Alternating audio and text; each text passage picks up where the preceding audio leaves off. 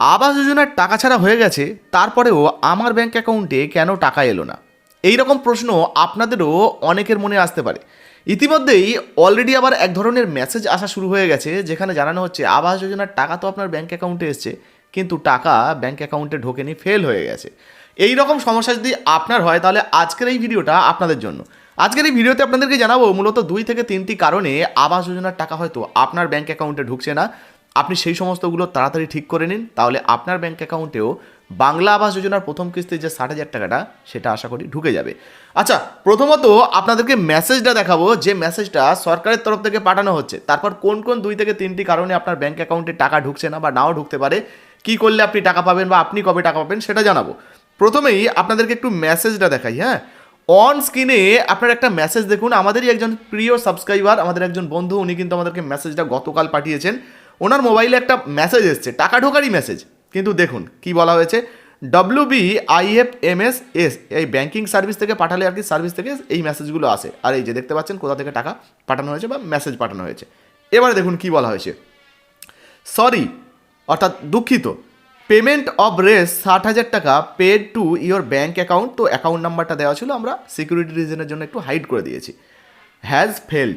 তো বুঝতে পারছেন, আপনার ব্যাঙ্ক অ্যাকাউন্টে যে 60,000 টাকাটা পাঠানো হয়েছে, রাজ্য সরকারের তরফ থেকে টাকা পাঠানো হয়ে গেছে, কিন্তু তারপরেও আপনার ব্যাঙ্ক অ্যাকাউন্টে টাকাটা ঢোকেনি, ফেলড হয়ে গেছে। এই যে দেখুন, your bank account number has failed, please contact the concern office বা bank branch with update bank details.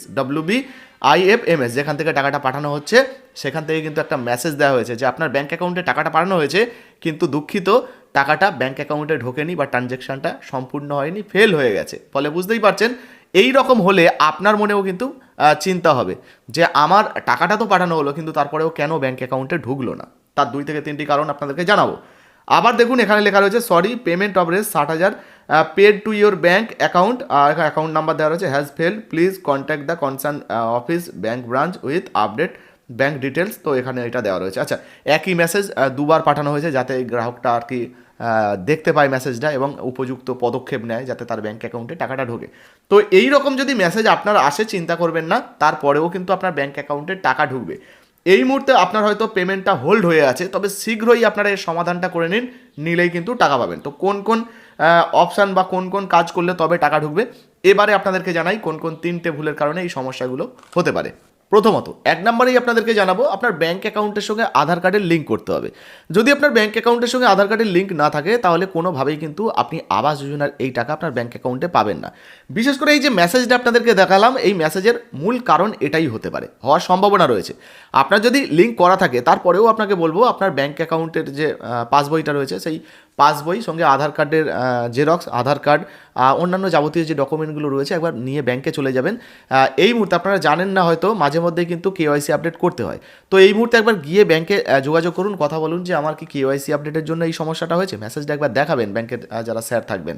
আশা করি তারা যদি দেখেন, তারা যদি বুঝে যান যে হ্যাঁ আপনার লিঙ্কের জন্য হয়েছে, ট্রানজ্যাকশান ফেল হয়েছে, বা অন্য কোনো জায়গায় হয়তো এই PFMS-এ যেমন রেজিস্টার করতে হয়, ওই ধরনের কোনো প্রবলেম আছে বা করা নেই, সেক্ষেত্রে তারা যদি করে দেয়, তাহলে আপনার ব্যাঙ্ক অ্যাকাউন্টে টাকা ঢুকে যাবে। মোটামুটি আধার কার্ডের সঙ্গে ব্যাঙ্ক অ্যাকাউন্টের লিঙ্কটা একবার চেক করবেন। যদি চেক করেন, যদি লিঙ্ক না থাকে তাহলে করে নেবেন। আশা করি পরবর্তীতে অসময় আবার যখন শিডিউল করে টাকাটা দেওয়া হবে, আবার আপনার ব্যাঙ্ক অ্যাকাউন্টে টাকাটা ঢুকে যাবে। আচ্ছা, 2 নম্বর অপশানে আরেকটা বিষয় বলি, আধার ভেরিফিকেশান। যদি আধার এর আগে দেখবেন আবাস যোজনা যাদের যাদের প্রভিশনাল লিস্টে নাম ছিল, তাদেরকে ভেরিফাই করার জন্য একটা করে মেসেজ পাঠানো হচ্ছিল যে এই লিঙ্কে ক্লিক করুন, করে আধার ভেরিফাই করুন। মানে সরকার দেখতে চাইছিল যে সঠিক ব্যক্তির ব্যাঙ্ক অ্যাকাউন্টে টাকাগুলো পাঠানো হচ্ছে কিনা। তো আপনি ধরুন সেই সময় করেননি, সেক্ষেত্রেও কিন্তু এই সমস্যা দেখা দিতে পারে। তারপরে পুরোপুরি বলবো না যে ওইটার জন্যই আপনার ব্যাঙ্ক অ্যাকাউন্টে টাকা আসছে না বা আসেনি।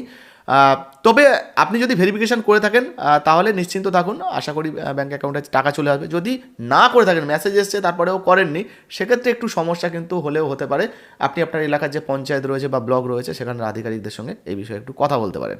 দেখুন, এই যে মেসেজটা এসছে WB গভর্নমেন্ট জি, তো এই জি মানে বুঝতেই পাচ্ছেন গভর্নমেন্ট সার্ভিস।